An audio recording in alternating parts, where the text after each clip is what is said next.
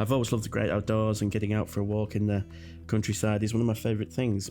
Like a lot of hobbies, sort of fishing or bird watching or those types of sort of activities where you're outside but you're actually not just passive, you're actively doing something.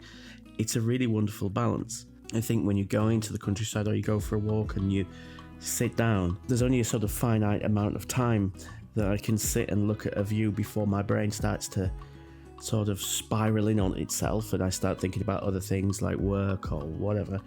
And I think true relaxation actually comes from being sort of partially active, whether it's doing the washing up or like a jigsaw or something.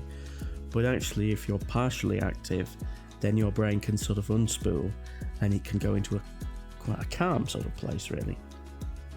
So if you've got one of those brains that's always spinning, going for a walk in the countryside or going for a run will only actually achieve so much in terms of relaxation.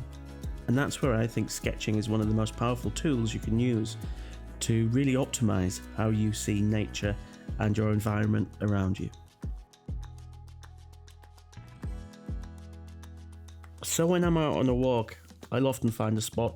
It doesn't have to be a tremendous view, it doesn't have to be anything dramatic, but I'll find a little spot and I'll get settled in. And most of the time I'll come home and I'll sort of paint it in at home because I actually love the purity of the sort of pen work when I'm out. But occasionally, if I've got more time, I will do the whole process outside. One of the problems with doing watercolours outside is you have to wait for a wash to dry before you add another glaze on top of that. So that can really extend the time that you're potentially going to be working. I know some people who will work on 2 sketches at the same time for this very reason. So the walk I'm doing today and the road that you see here is over Burbage Moor, just on the outside of Sheffield.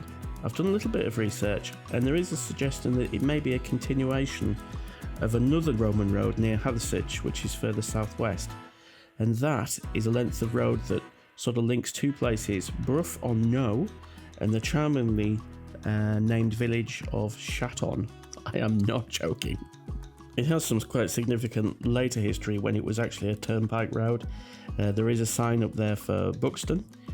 And I'm really not sure about the construction of the road and how much you see today is Roman and how much you can see is later. But anyway, it's not a public road now. It's just a footpath and a byway. But it's a great place to sort of run or cycle or just walk along. So it's one of our sort of regular walks. Now, a little bit along the road, there is an old bridge that's so overgrown now you can barely see it's a bridge. It just looks like a stretch of wall. But that was where I decided to get to and have a little sketch.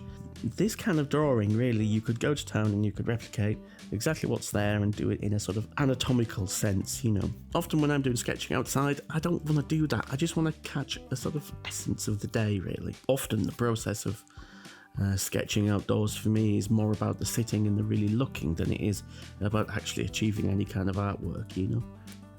So when you sit down to create, you do really look and you sit in the environment and you can hear the birds and you open your ears and all your senses become sharper.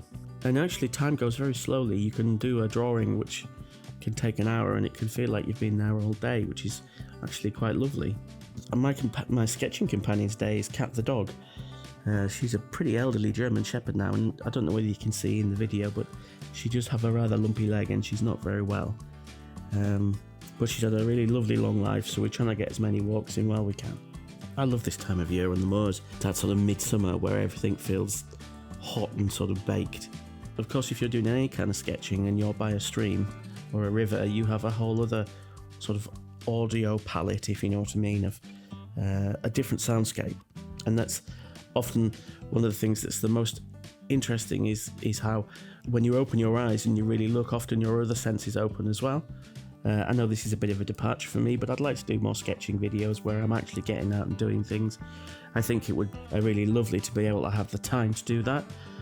One of the reasons why I set up the Patreon is because I thought it might be really nice to try and get a little bit of a regular income coming in, because YouTube doesn't give a lot, which means I can dedicate a bit more time to going on some of these sketching adventures. So hopefully you guys in future, you know, as my Patreon channel grows, you'll get to see a little bit more of this kind of content.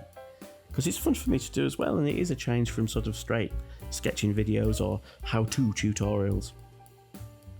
So I hope my patrons and my YouTubers enjoyed this. It's something a bit different, as I say, but it was quite fun to chop together. So I want you to get out there and do some sketching yourself. You know, get out there, open your eyes, open your ears, open your nose, and just immerse yourself in your environment and try and transpose some of it from what you see onto the page. And one of the really interesting things about this whole process is I will look back at the sketch in this sketchbook here, and not only will I remember the walking and the filming, and I'll remember, you know, me sitting here doing this voiceover, and the whole process just gets pulled back into your brain. It's really interesting how these sketches are such powerful aide-memoire. So do it, get out there, do it, and we'll see you again next time. Like, subscribe, and all that jazz. Okay, ta-ra.